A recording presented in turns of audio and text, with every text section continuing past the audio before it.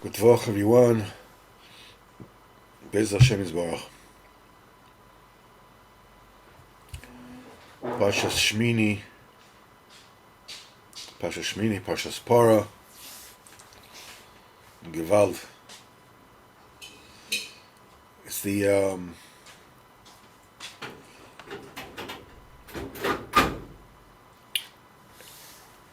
the beginning of the journey to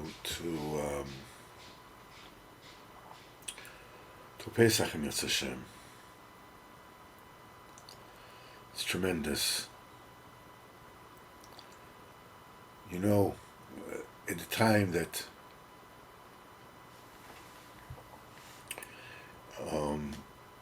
the Parah Duma was available, and Am Yisrael were not Tmei Meis. So at the time, that enabled the people to perceive Kedusha of a very, very different level.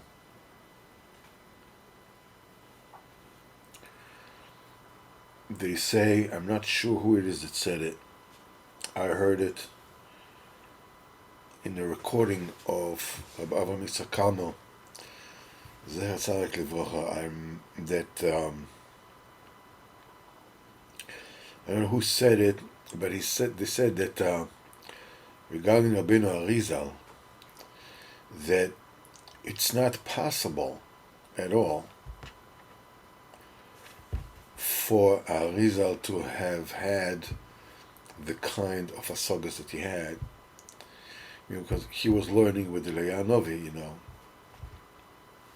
and he said that it must be that Eliyahu Novi actually sprinkled mei chatos from a Parah Duma on Arizal, because there's no any other way that Arizal could have had the kind of giluyim and asagas and kedusha that he had. As long as we are Tmei Meis, without the benefit of mei chatos of Parah Duma, we are blocked outside of asagas elokus in a way that obviously it's impossible for us to fathom. We learn today korbanos, that they said that, and besides the korbanos, we also see what behema we are allowed to eat. The only behema that we're allowed to eat is a behema that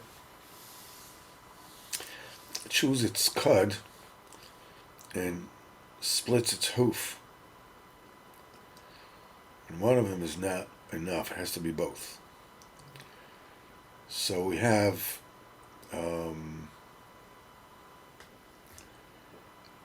the camel and the rabbit and those that chew their cud, and on the other hand we have the only representative of the behemoths that, the animals, I'm not sure what it is, that split their hooves but do not chew their cud is a pig. It's the only one. So Nosson explains that the eating of the pure animals, they're allowed to eat. And what is why these simonim that they have, enable us to actually eat them, consume them, as opposed to the impure animals, which cannot be consumed. And he explains that the neshamas that are fallen, that have to be rectified, they, the animals, the pure animals, they belong to a realm which is called Noiga. Noiga is that klipa which connects the Tuma, the three totally impure klipos, and the Kedusha. And the Noiga is a mixture of good and bad together. And by engaging that level of Noiga, we separate the good from the bad over there. We elevate the good into the Kedusha, and the bad falls into the impure klipos. The level of Kedusha is the level of Kedusha, of Aseh, and this is the things that you have to do. The level of Tuma is the things that we need not to do. It's Asr. In other words, the Kedusha is Chiyuv and the Tuma is Isser. In between the Noiga is Mutter. It's allowed. Between have to and forbidden, there is allowed. Allowed is a mixture of good and bad together. This is called Klipas Nega. So, the neshamas that fell into, that are incarnated, they are cloaked in the behemoths that are pure. They are there in order for us to consume the behemoth, the behemoth tahara, and thus, with the act of separating the good from the bad, physically, spiritually, we elevate this neshamas to the level of medaber. Because these neshamas, when they fall, they need tikkun. So they fall into the levels of doimim and sameach and chai, and which means the inanimate in the plant world and the animal world. And while they're there, they don't have menucha, because they haven't come to their final destination, which is final tikkun.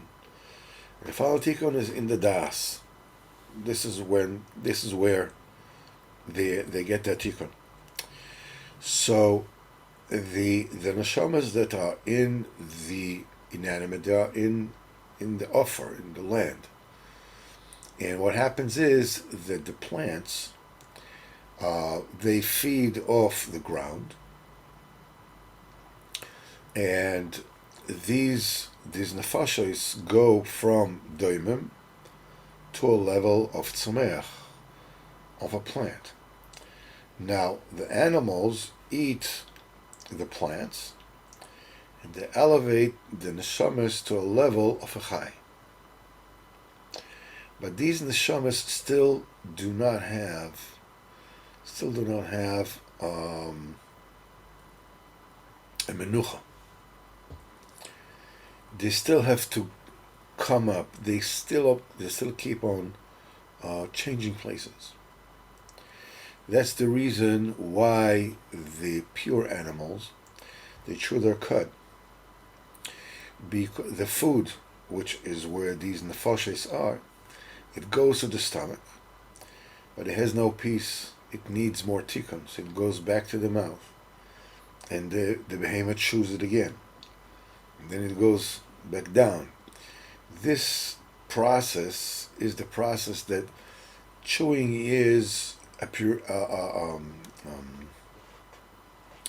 an act of purification, of purifying the machal from the neshamas from the machal. So that's the reason why they still have no menucha. Nevertheless, it's an open possibility. They are not locked there completely. but they can be elevated to the madriga of medaber. That freedom to move on is represented with the fact that they split their hooves. Through the hooves, there's a light that comes from their hooves, which means it's an open gate, and if this particular behemoth, B'ezrat Hashem, will be eaten, will be shechted properly, and will be eaten, that nefesh is going to be elevated to the level of medaber, the mouth. That's why it keeps on coming in chewing the cud, keeps on coming to the mouth of the behemoth, because it's the closest that it can get to the level of medaber. The mouth is the tool with which you speak. So all this is alluded to in the simonim of the behemoth tahor. However, when the behemoth is impure, these nefashos are jailed so completely that it doesn't chew the behemoth doesn't chew its cud, and if it chews its cud, it doesn't split the hoof.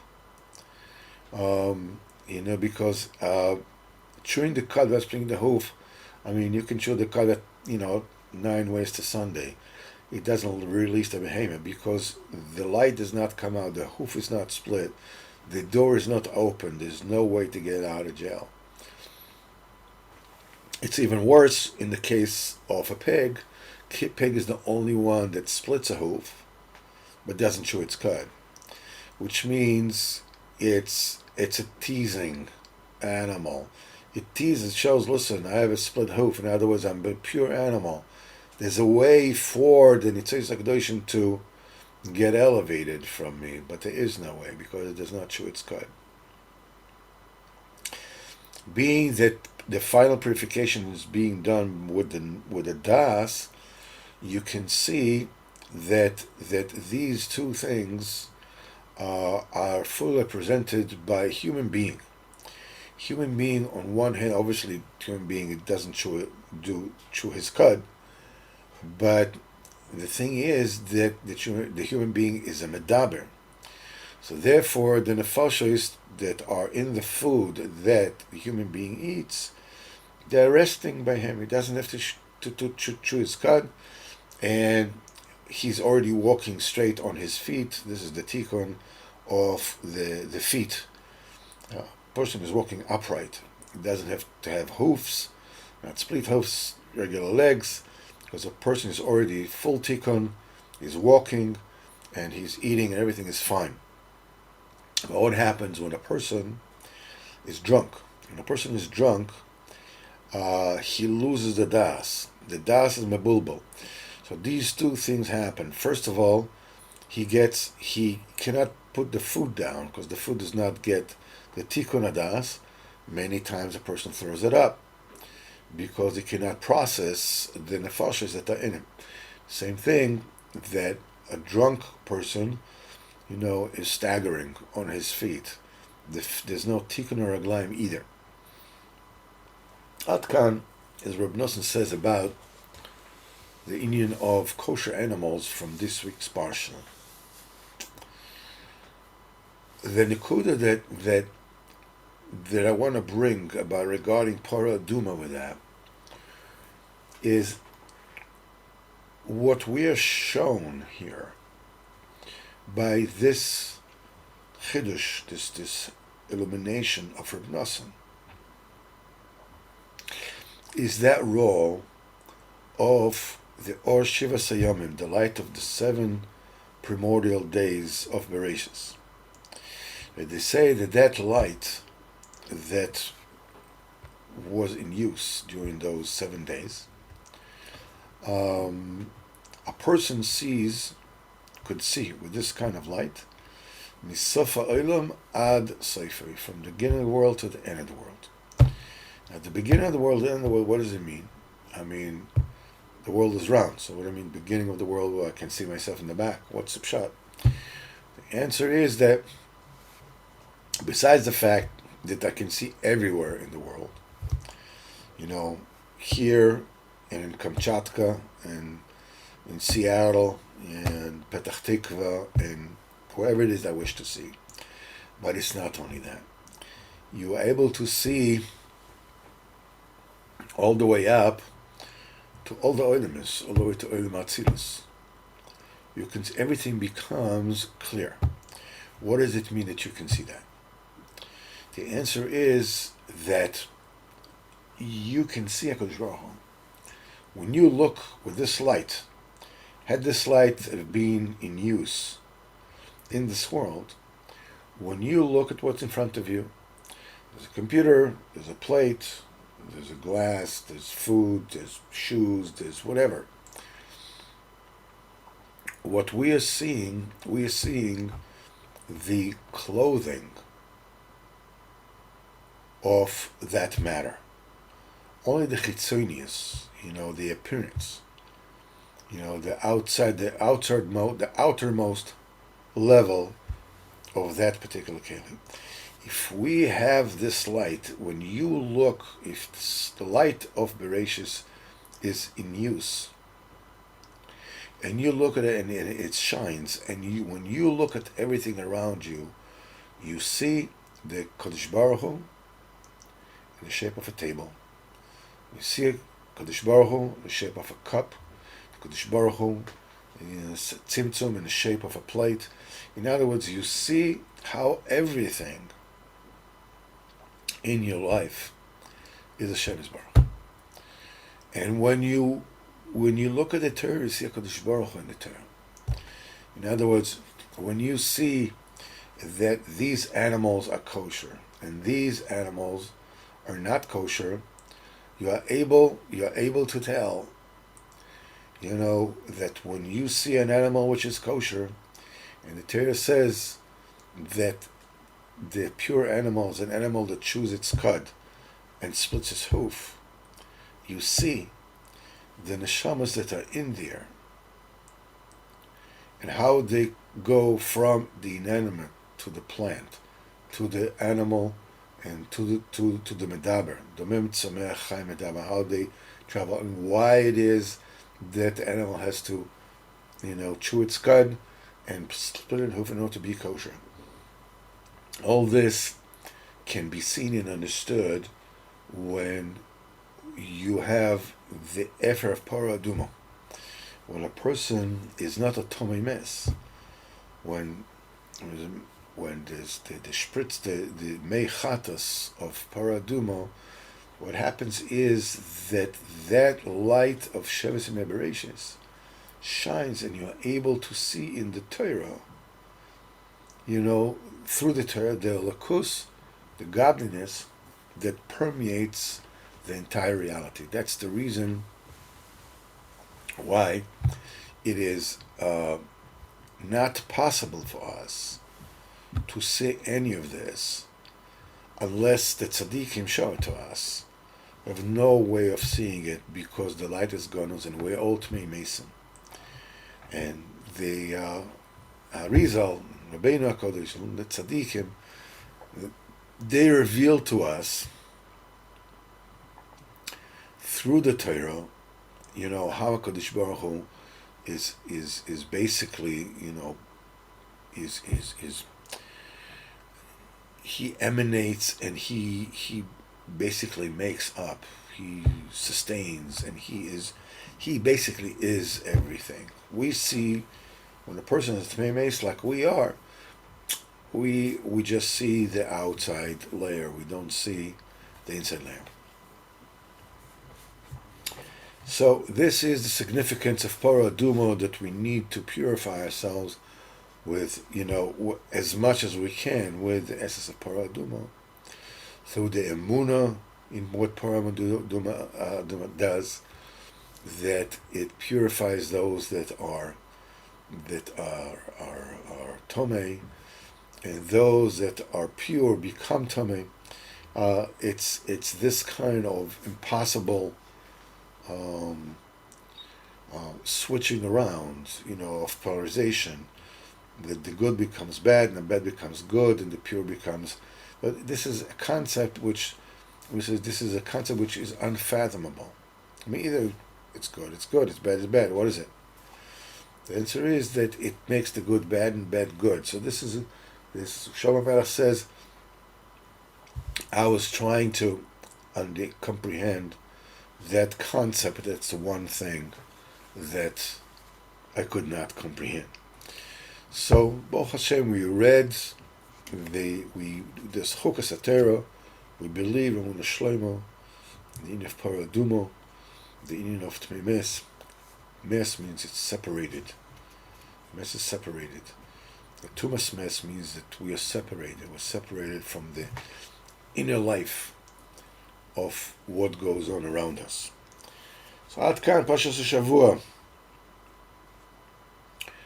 Let's read like Moshe Shabbos about the refuahs of Baal Shem Tov in the city of Istanbul. When the Baal Shem Tov HaKadosh was in the city of Istanbul on the way to Eretz Yisrael,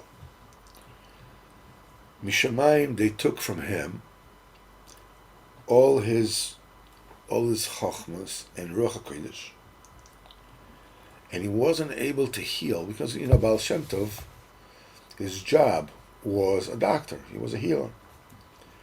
This is how Kivyochel he made his parnasa. He was a healer. He was known as a healer, and this was his profession. If I'm not mistaken, I think it's even written in the Sefer of Hever Kadisha, some kind of a document of record from Mezhiboj that the Baal Shem Tov, Baal Shem HaKadosh, that his job was a doctor. He was a healer. This is what was his professional description.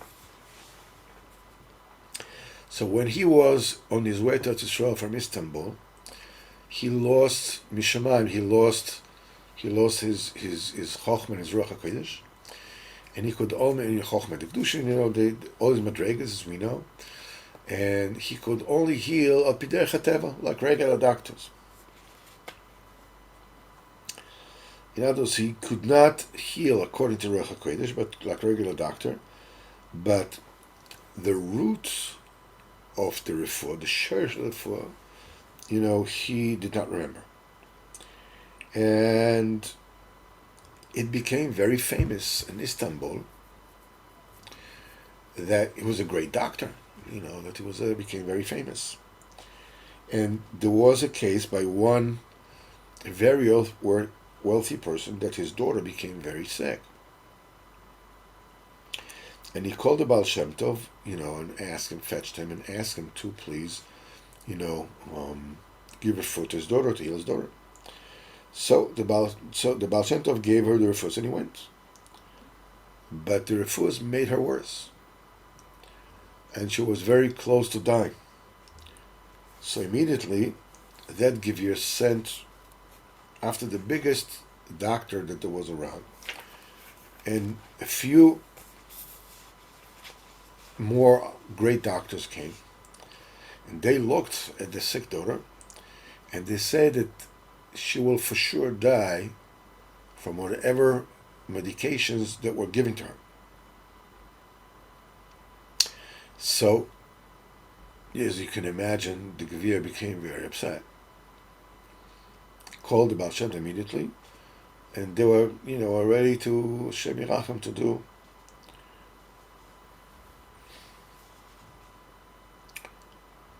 So the Baal Shem Tov came, and miraculously they did not hurt him, and they let him get close to the sick girl.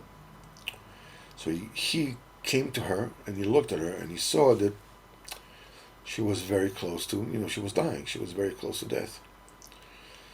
So he said, like a very simple person, without any kavanas, without any yichudim, he said, Ribono Shel Olam, I'm in your hands. But do me a favor just this time.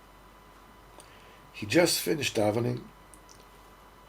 The girl sat on her bed and asked from her father to bring her something to drink. So everybody saw, they were very scared. It was such a big miracle. A moment ago, she was dying. She was very close to death. In one moment, she sat on the bed, she asked to drink. The oldest doctor said, search him. The Baal Shem Tov, find some kind of a kishuf on him, something. Couldn't find anything.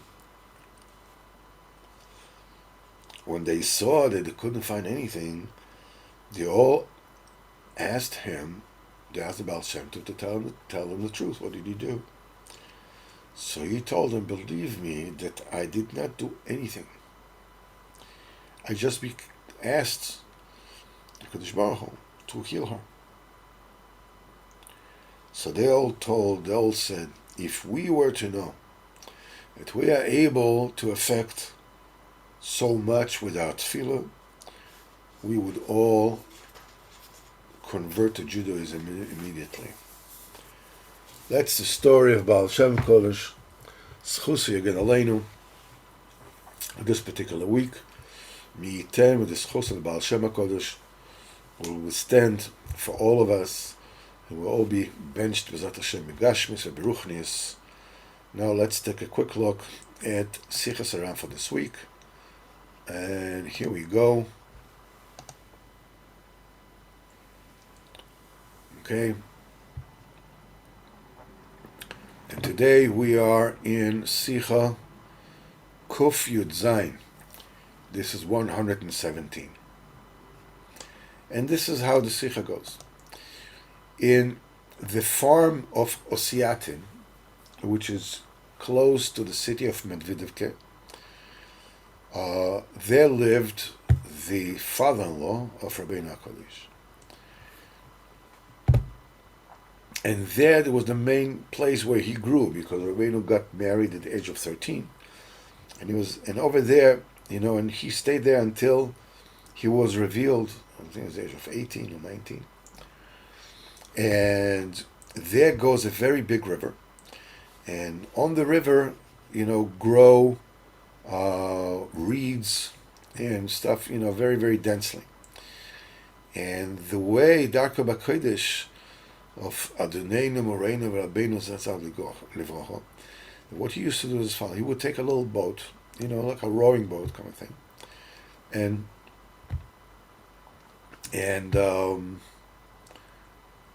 he let it float into the river, even though he couldn't drive it very well. But nevertheless, he would go with that boat until he went behind the reeds to a place that nobody would see him. And there he did what he did in Avodas Hashem, in Tefillah, in Nisbeidadus. And he really was zoicha to whatever he was zoicha, as you can see, bechush from his Sfarim, about this union of the Sfina. Sfina is a concept that is mentioned quite a few times in the Sichos Haran. In the union of Sfina is the Gdula, so Sof and Choshuv, various places where Rabbeinu mentions the union of Sfina, of a boat, a ship. And when he came into the river, very far from the land, he had no idea what to do, because that boat, was shaking back and forth, and Chas v'Shalom was very close to Rabbeinu to drowning. So he screamed to Hashem Yisbarach, and he lifted his hands to Hashem Yisbarach properly. And the same thing happened to Rabbeinu when Rabbeinu was actually hanging on the tips of his fingers on the wall of Tveria. What happened was that the plague, the pandemic of plague, happened in Tveria, and Rabbeinu, everybody ran away. Rabbeinu wanted to run away from the plague, and he basically went over a wall, but that wall was the wall of the town of Tveria on the Kinneret. Rabbeinu was hanging, just holding with his hands, and there he screamed to Hashem Yisbarach, with his hands up, and he saw underneath him, the Yam Kinneret almost fell, as is said in the story of his trip to Eretz Yisrael. And then also he screamed to HaKadosh Baruch Hu with all his heart. And these were stories that Rabbeinu was telling again, again, again. And the Nakuda, the reason for it all, is because Rabbeinu wanted to get into our heart that that's the way each and every person has to scream to HaKadosh Baruch Hu, lift his heart and his eyes to HaKadosh Baruch Hu, as if you are in the middle of the sea and you're hanging by a thread and there's a storm going on and up the heavens, and you have absolutely no idea what to do, and there's nothing you can do. You don't have any time to do anything. The only thing you can do is just cry out to HaKadosh Baruch Hu, but really cry out to HaKadosh Baruch Hu. Really, there's nothing else that you can do. There is nothing else that you can do except lift your eyes to Hashem Yisbarach. This is the way that a person needs to be misguided and talk and cry to Hashem Yisbarach. Because a person is a great danger in this world. Like everybody knows, B'nafshay, Rabbeinu says, V'havad dvarim eitev, and understand these things well.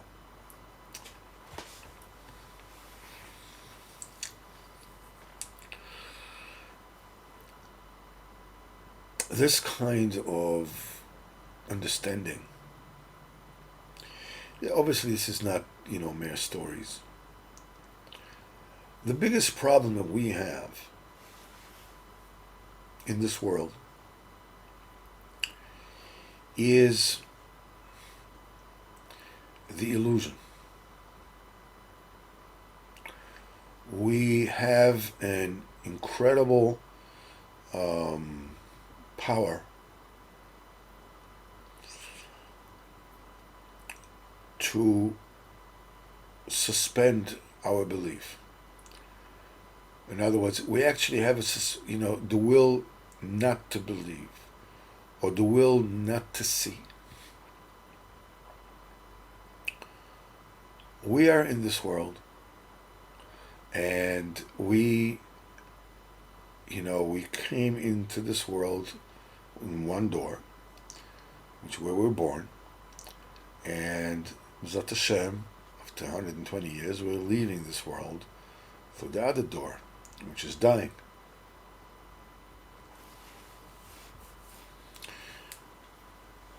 And every single second, every single deed, every single word that we say, and every single thought that we think, it's himself. What we're going to do is we're going to, it's going to be hidden from us. I mean, we're going to be standing for HaKadosh Baruch Hu, and that will be presented. Nothing is going away. Nothing is going to be, okay, forget about that. We'll put it so we won't look at it. There's no such thing.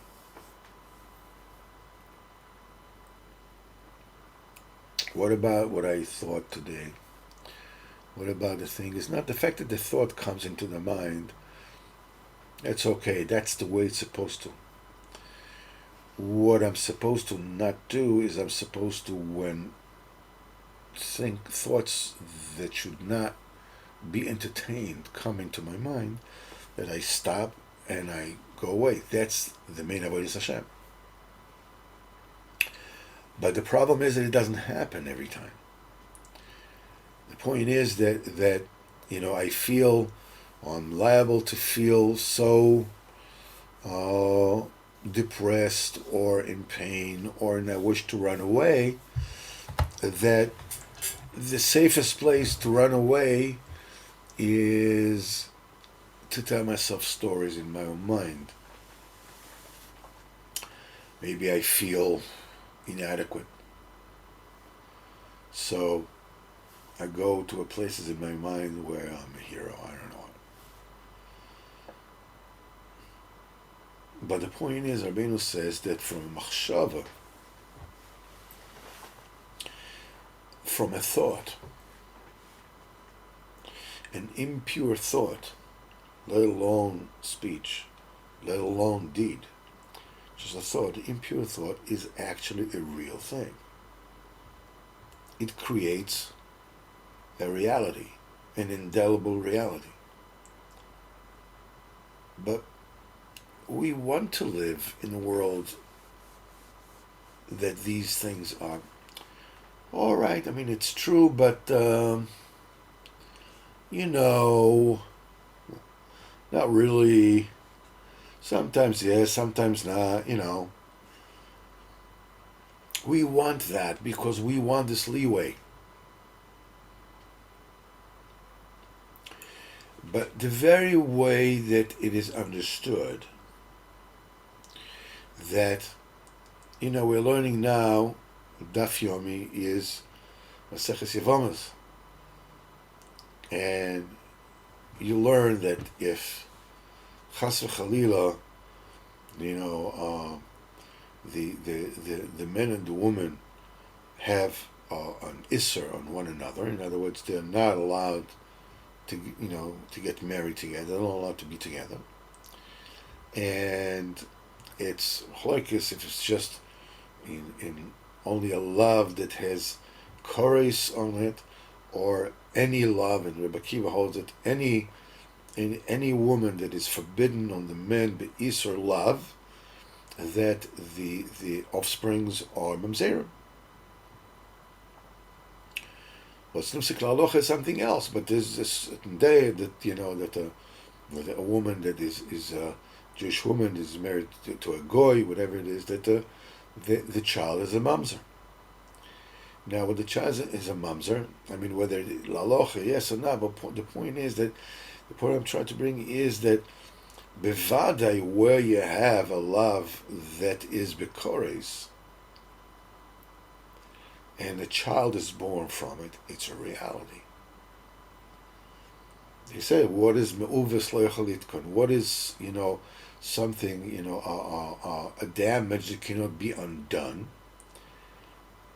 They say two things. They say it's somebody who missed Kriya Shema of Merev, and the other example is if two people that are allowed to be together, a person with somebody else's wife or whatever it is, and there's a child born from there, is a reality. A mamzer la'aleinu v'la'alechem Hashem yirachem is a reality. What are you going to do? You're going to kill the child. What are you going to do? So you understand that in Maisa, what has to do with deed, it creates a reality, an indelible reality. But the thing that we need to understand, and this is the role of all the tzaddikim to drum into us, that the same thing happens when we say things we should not say. When we speak Lashon Hara, when we speak Chas v'Chalila Nibul Pei, we're saying, profanity, things like this, it creates an indelible reality. The reality is not in guf and nefesh, like a child, like a mamzer, but nevertheless it is reality, and this reality stays unless we do tshuva. The same thing with machshava. Rabbeinu says, from a machshava, from a hero, a bad thought and licentious thoughts, it creates an actual reality. And it's more difficult to do tshuva on a machshava than a tshuva on a maisa, because the maisa, you remember what you did, but the thoughts, they're fleeting, they're going around, they're passing all along. So what Rabbeinu is telling us, and it's so difficult to open the gates and let it in, is that we are supposed to be screaming, bloody murder for our own lives. To stay away from looking at the internet, stay away from thinking things we should not think, from seeing things we should not see, from being interested in things we should not be interested in, from speaking things we should not speak, and from saying things we should not speak. But now I want to tell you something. Because Baruch Hu is close to us. We can achieve anything with Dibur. There's a story the Baal Shem Tov tells us. If these doctors knew that they could do this with that tefillah, they would become Jewish. Well, we already are Jewish. And Baruch Hashem, we're close to tzaddikim. But we have this, that's a horror. This is what it's all about, obviously. We have this buffer. We found today that Tmei Mace, we have this buffer that keeps on, let me dream on. Allow me my own little zula, my own little corner. I can escape the world and just get into my little, whatever it is, and just be free to let it all hang out. Rabbeinu says we are in Sakonas Nefashos. We should deal with our prayers, with everything that we are going through. Like when Rabbeinu was in a boat, in a little cockshell of a boat that was yay close to drowning. How would he scream? He was hanging on by his fingertips to the wall of the city of Tveria. The way he was screaming, HaKadosh Baruch Hu, that's the way that had we had the full seichel, this is how we would cry every single day to be saved from what we need to be saved and to acquire that which we need to acquire in this world. We just lost Reb Chaim Kanievsky. What do you think that he did? My wife sent me a text message, and the text message she sent to me was as follows.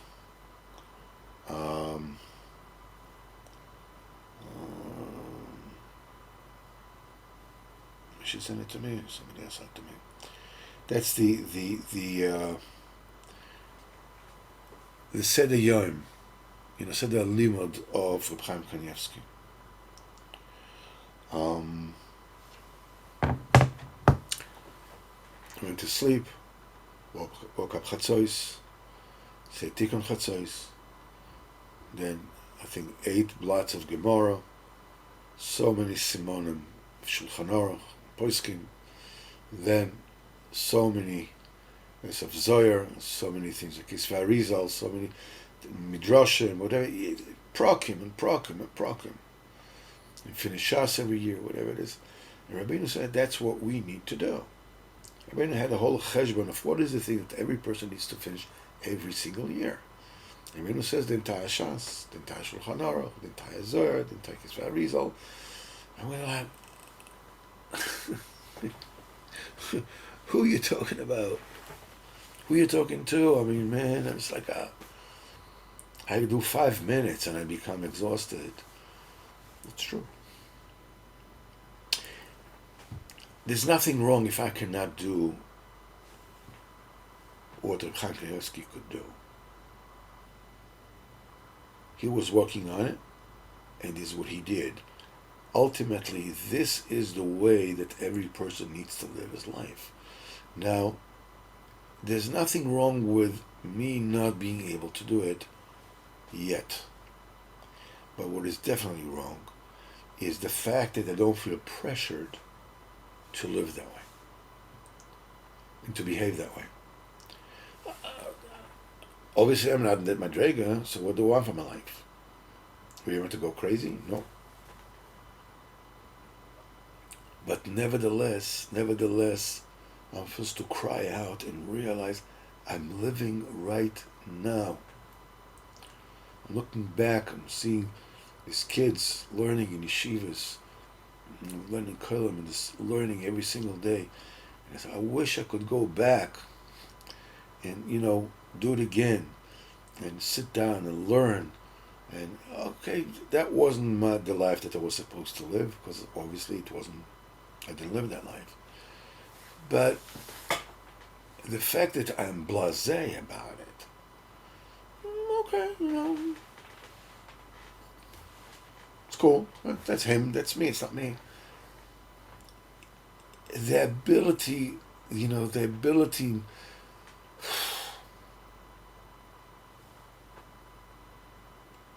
to take an even keel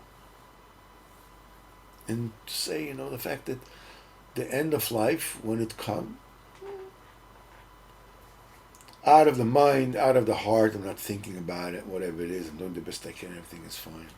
It's such a balance that, that I know that I need to accept myself the way I am, to be happy with myself the way I am, and to take it one step further. So this is the in of chizuk. On the other hand, there's also in of iserus, of awakening, of realizing what's really at stake. We are alive, and we're living now. It's happening now. We're not preparing to live. We are living right now. It's going on right now. And if we had the seichel, we would scream like Rabbeinu is telling us. All we can do right now is just knock on the doors of our heart. If you know today that this is the urgency of this matter, the heart is closed right now. The message doesn't enter in. But nevertheless, they say, you